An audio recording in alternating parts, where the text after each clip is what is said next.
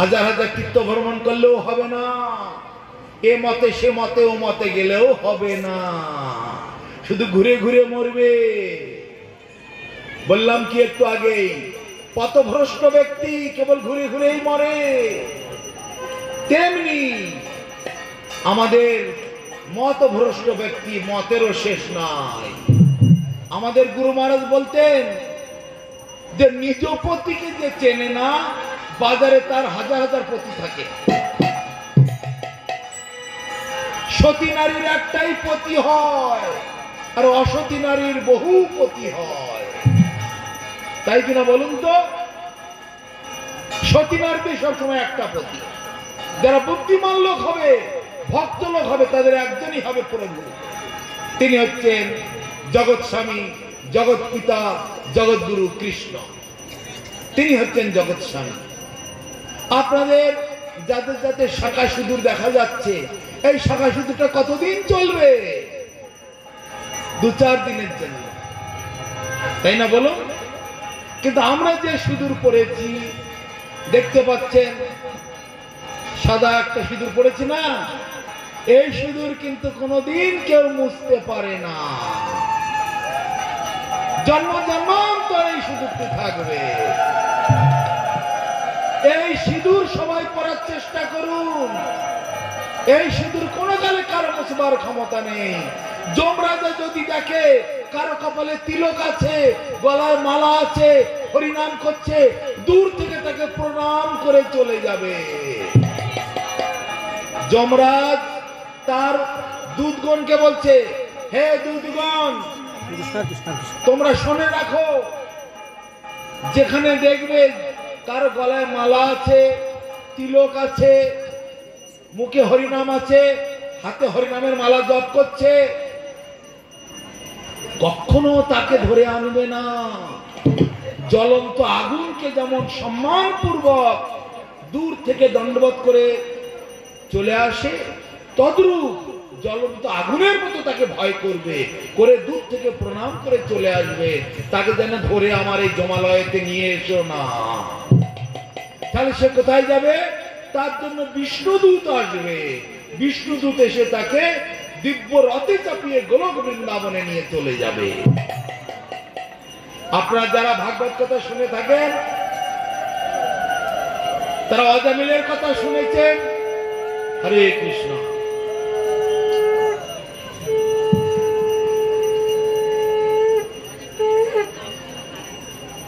ভাগবতে বলছে পদ্মপুরাণে, ন ধারয়ন্তি মালা যে তুলসী কাষ্ঠ সম্ভবম নরকান নরিবর্তন্তে দগ্ধা কোপাগ্নিনা হরে। যার গলায় তুলসীর মালা থাকে না, শ্রী হরির কোপ দৃষ্টি বর্ষিত হয়। যার কপালে তিলক থাকে না, সেই কপাল শ্মশান সদৃশ। আর যার মুখে হরিনাম নাই, গানটা আপনারা সবাই জানেন। আপনারা জানেন কি? যার মুখে ভাই হরি কথা নাই, শোনান দেখি একটু। যার মুখে ভাই হরি কথা নাই, তার মুখ পানি চেও না। যার মুখে হেরি ভুলে যাবে হেরি, তার মুখ তার কাছে তুমি। যার মুখে ভাই হরি কথা না, তার কাছে তুমি যেও না।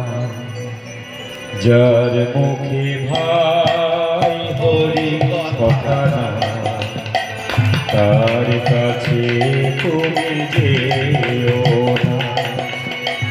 যার মুখ দেখিলে ভুলে যাবে হরি, যার মুখ দেখিলে ভুলে যাবে হরি, তার মুখ পানে চেও না।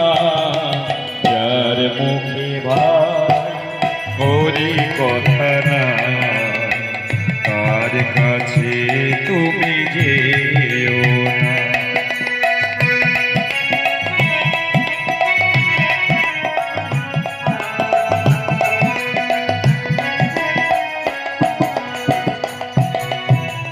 কদিন রহিবে এ ভব মাঝে, আর অবিলম্বে করো যাহা করিবা।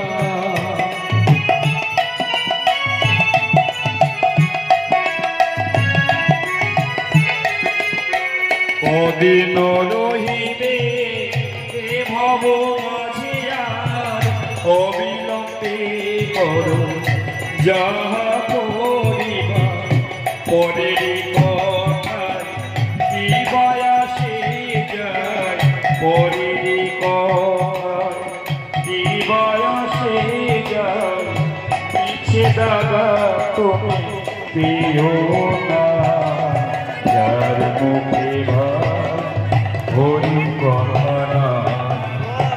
তার কাছে তুমি যেও না, যার মুখে হরি কথা তার কাছে তুমি যেও না।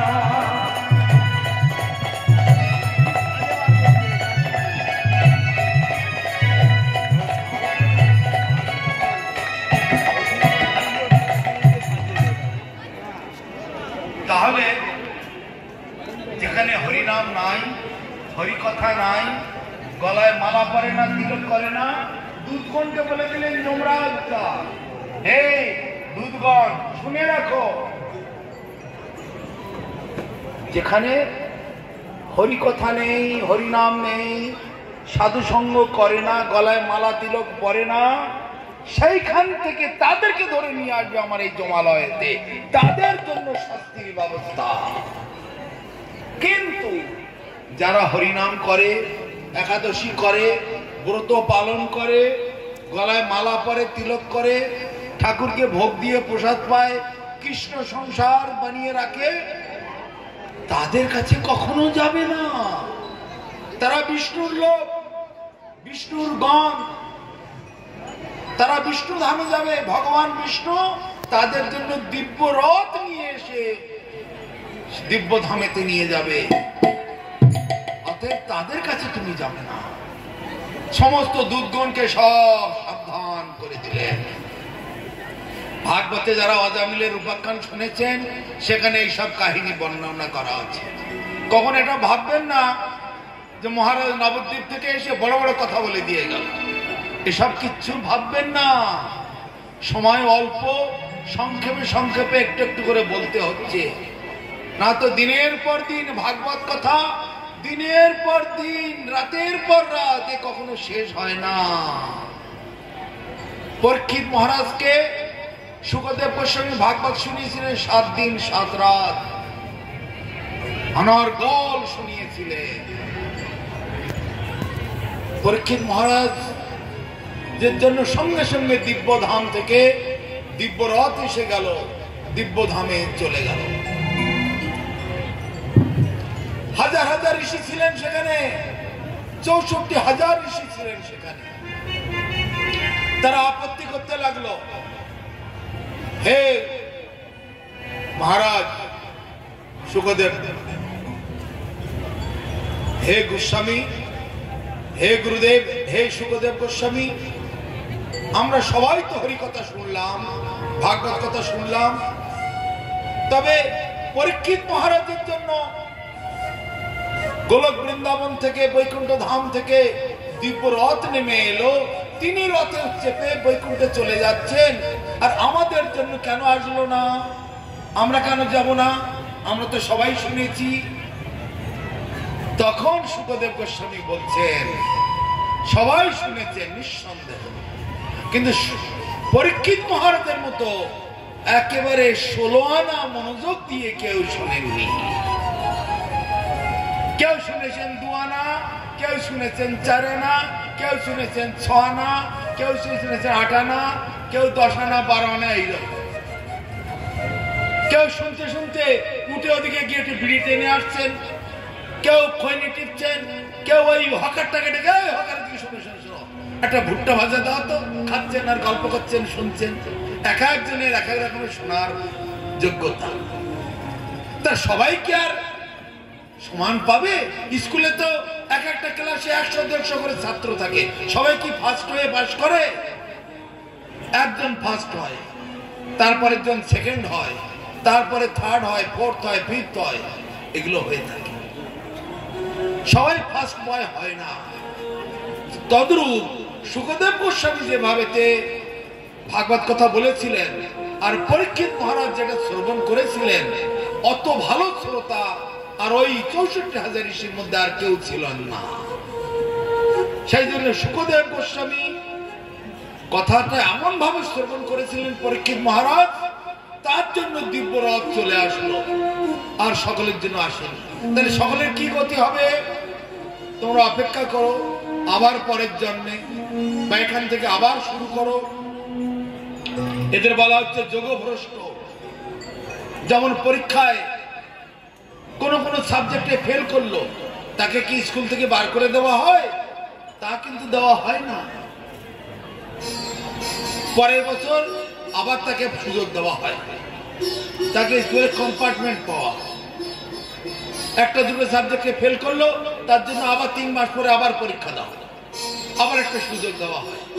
আবার ফেল করলে আবার একটা সুযোগ দেওয়া হয়, কিন্তু স্কুল থেকে তাড়িয়ে দেওয়া হয় না। তা যারা পরীক্ষিত মহারাজের মতো 16 আনা শুনতে পারেননি, তাদের জন্য আবার একটা সুযোগ দেওয়া হবে।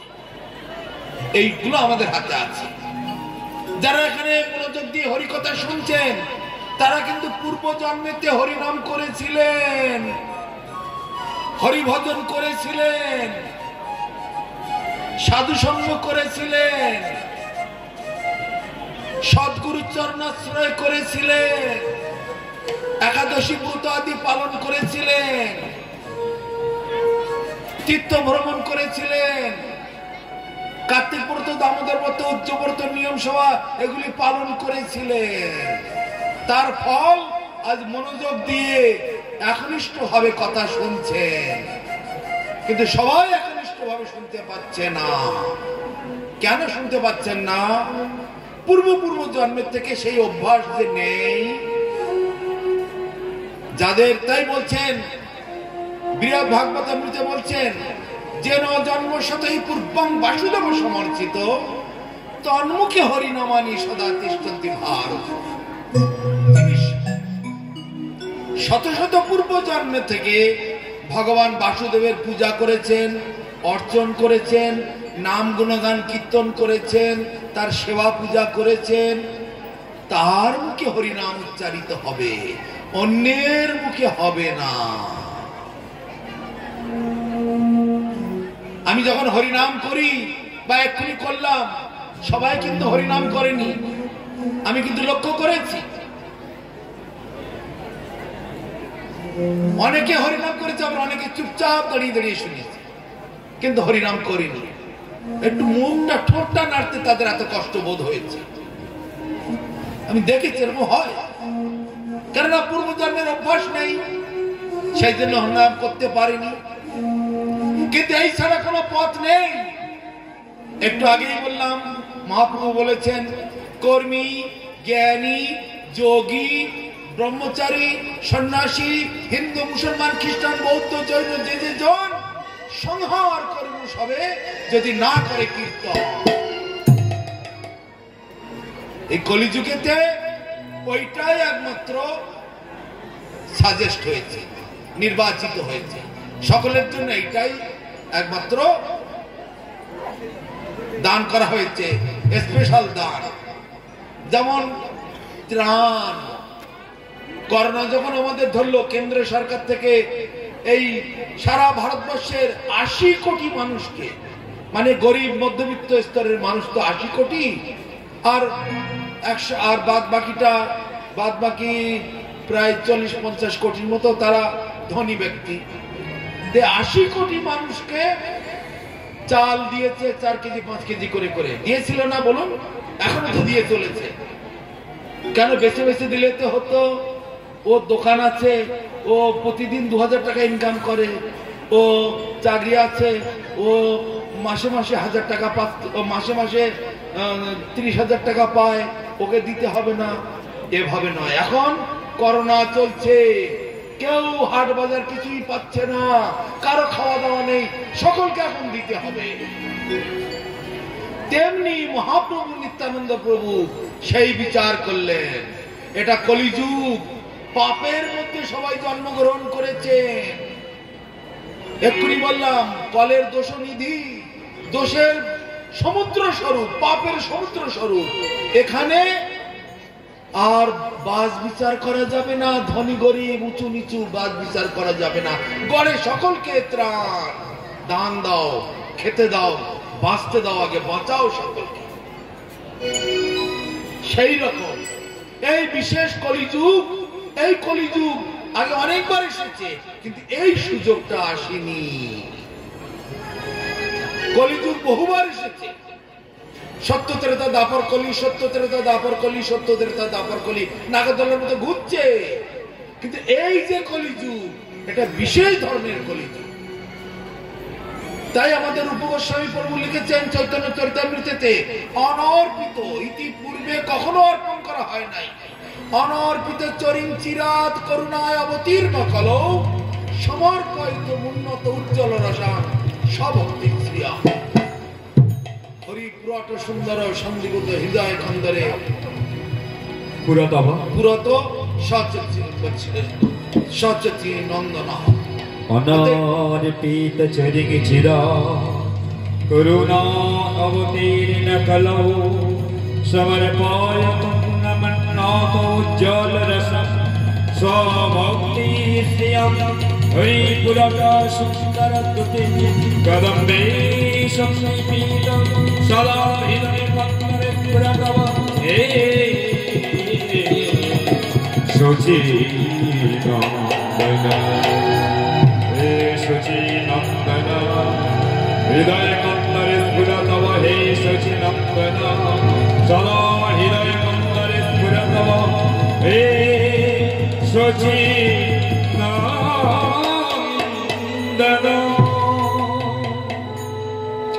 এই কলির জীব এত ভাগ্যবান, এই কলির জীবেরা স্বর্গের দেবদেবীরা হাত কামড়াচ্ছে, হে ভগবান এত সৌভাগ্য আমাদের কেন হলো না? তুমি আমাদের স্বর্গে কেন দিয়েছো? আমাদের এই মর্ত ধামেতে কলিযুগেতে কেন জন্ম দিলে না? এই কলির জীবেরা এত ভাগ্যবান, অল্প আয়ু, বেশি দিন ভোগ করতে হবে না। মাত্র কলির আয়ু হচ্ছে 100 বৎসর প্রত্যেকটা জীবের, এই মানুষের বিশেষ করে।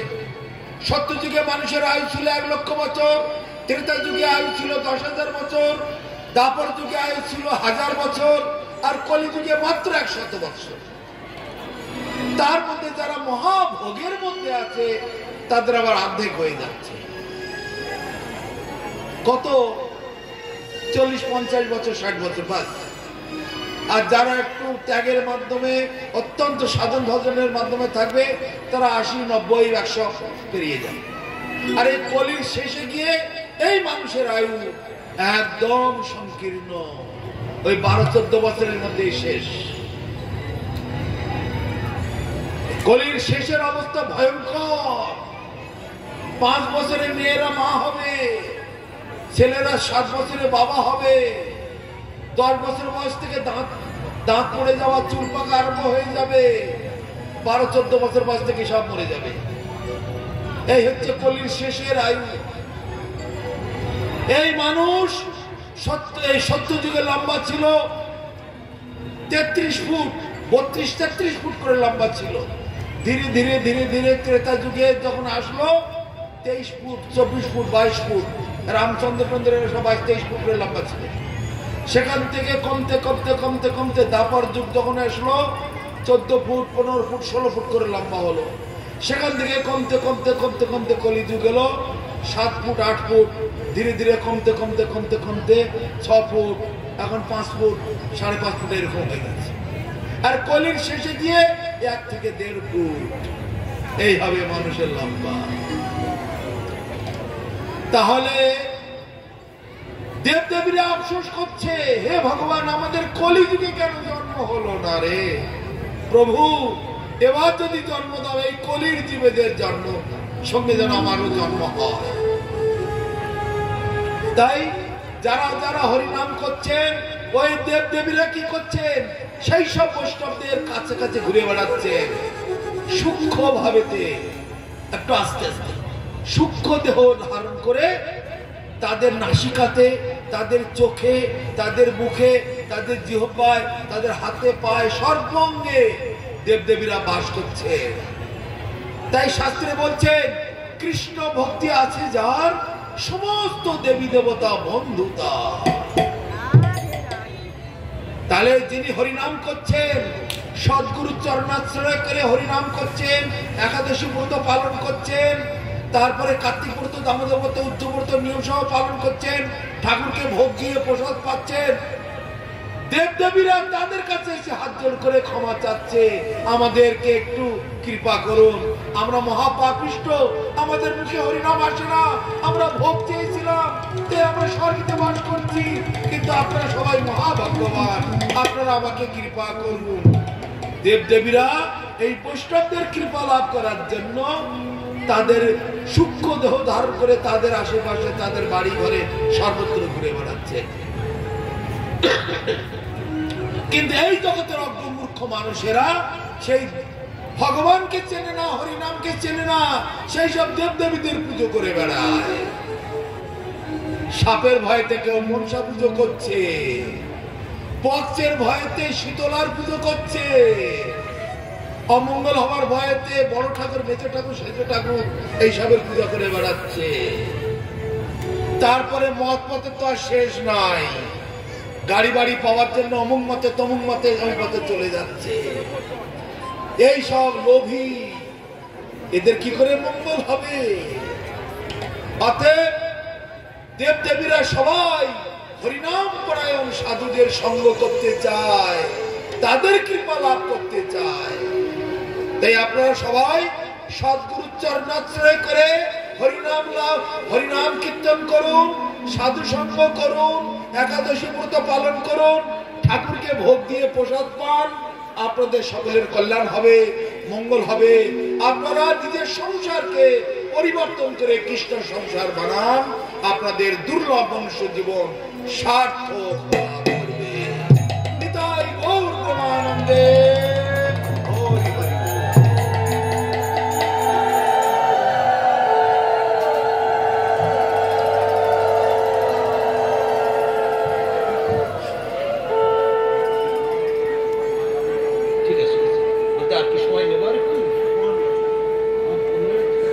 এখনো আমাদের কর্মকর্তা এখনো 15 মিনিট সময় দিচ্ছেন, দয়া করে আপনাদের পরম সৌভাগ্য, এখনো 15 মিনিট দিচ্ছেন।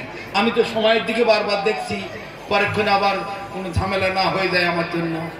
তা যাই হোক, এখনো 15 মিনিট দিয়েছেন।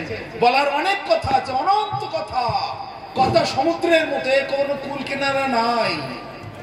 এখন একটি কথা, একটু জিজ্ঞাসা আপনাদের কাছে আছে। অনেক কথা তো এতক্ষণ ধরে শুনলেন, কোথাও যদি কোনো সন্দেহ থাকে, কোনো জিজ্ঞাসা থাকে, কোথাও কোনো অসুবিধা মনে করেন, তাহলে আপনারা আমাকে প্রশ্ন করতে পারেন। আমি আপনাদের প্রশ্নের উত্তর দেওয়ার জন্য গুরু গৌরাঙ্গের কাছে প্রার্থনা জানাচ্ছি, যথাসাধ্য আমি চেষ্টা করব। কারো যদি কোনো প্রশ্ন থাকে নিঃসংকোচে আপনারা প্রশ্ন করতে পারেন, আমি যথাসাধ্য চেষ্টা করব আপনাদের প্রশ্নের উত্তর দেওয়ার জন্য।